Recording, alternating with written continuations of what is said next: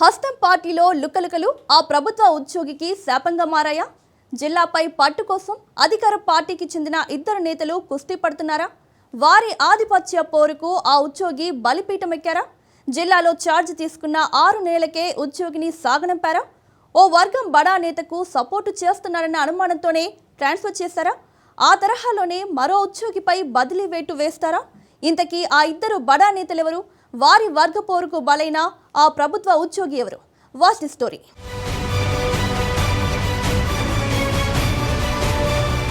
ఉమ్మడి నిజామాబాద్ జిల్లా రాజకీయాల్లోనూ అధికార పార్టీలోనూ ఆ ఇద్దరు నేతలు ఉద్దండులే.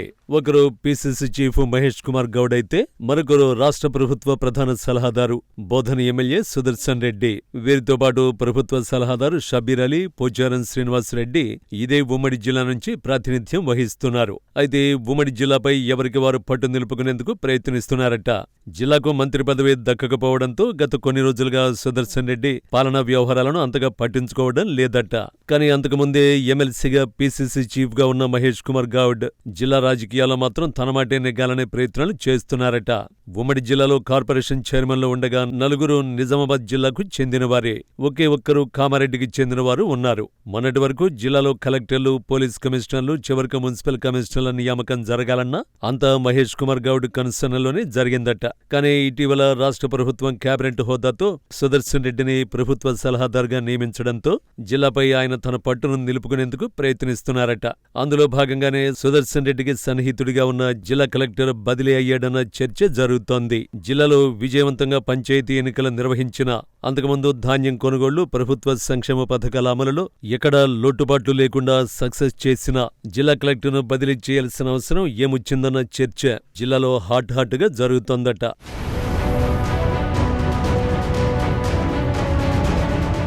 నిజామాబాద్ జిల్లా కలెక్టర్గా జూన్ నెలలో రాజీవ్ గాంధీ హనుమంతు నుంచి బాధ్యతలు స్వీకరించారు వినయ్ కృష్ణారెడ్డి. అయితే వినయ్ కృష్ణారెడ్డి 6 నెలలు తిరగకముందే బదిలీ కావడం జిల్లాలో ప్రకంపనలు సృష్టించింది.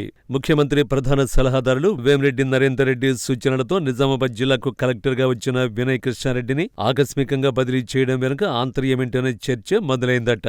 రాష్ట్రంలో ఇద్దరే కలెక్టర్ల బదిలీ కాగా ఒకరు వినయ్ కృష్ణారెడ్డి కాగా మరొకరు నల్గొండ జిల్లా కలెక్టర్ ఇలా త్రిపాఠిని నల్గొండ నుంచి నిజామాబాద్ కు, వినయ్ కృష్ణారెడ్డిని నిజామాబాద్ నుంచి నల్గొండ జిల్లాకు ట్రాన్స్ఫర్ చేయడం గమనార్హం. అయితే బదిలీ ఉత్తర్వులు వచ్చిన మరుసటి రోజే త్రిపాఠి జిల్లాలో బాధ్యతలు స్వీకరించడం చకచక జరిగిపోయాయి.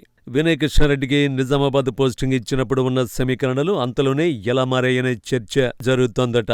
అయితే జిల్లాలో మహిళా కలెక్టర్లు చాలా మంది పనిచేశారు. కానీ మొదటిసారి కలెక్టర్గా నల్గొండ జిల్లాలో పనిచేస్తున్న త్రిపాఠిని అతి పెద్ద జిల్లాగా పేరున్న నిజామాబాద్కు బదిలీ చేయడం వెనుక ఎవరి హస్తం ఉందన్న చర్చ జరుగుతోందట. జిల్లా కలెక్టర్ ఎంత స్పీడ్గా బదిలీ అయ్యారో కొత్తగా వచ్చిన కలెక్టరు అంతే స్పీడ్గా విధుల్లో చేరడం ఉద్యోగ వర్గాల్లోనూ చర్చకు దారితీస్తోందట. వినయ్ కృష్ణారెడ్డి అందరితో కలిసిపోయే క్రమంలో ఆయన బదిలీ ఉద్యోగ రాజకీయ వర్గాల్లోనే కాకుండా ప్రజల్లోనూ చర్చ మొదలైందట.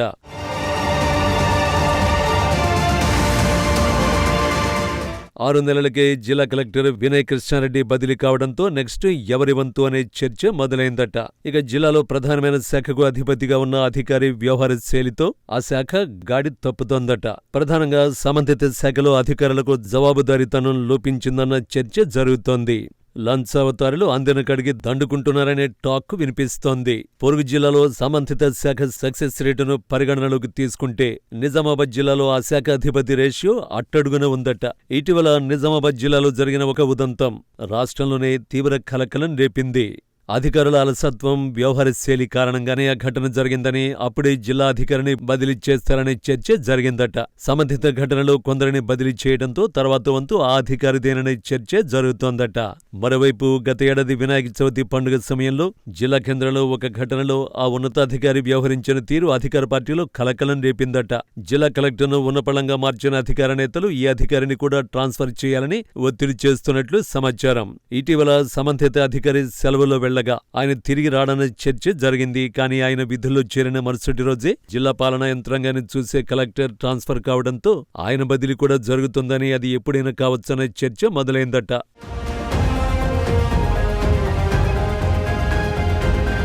7 ఏది ఏమైనా నిజామాబాద్ జిల్లా కలెక్టర్ ఆకస్మికంగా బదిలీ కావడం ఇటు రాజకీయ వర్గాలలో అటు ప్రజలలో భిన్నాభిప్రాయాలు వ్యక్తమవుతున్నాయి. కేవలం రాజకీయ రంగస్థలంలో జిల్లా కలెక్టర్ బలి అయ్యారన్న టాక్ వినిపిస్తోంది. మరి రానున్న రోజుల్లో వీరి ఆధిపత్య రాజకీయ పోరులో ఇంకెంతమంది ఉద్యోగాలు బదిలీ పీఠం ఎక్కనున్నాయో వేచి చూడాలి మరి.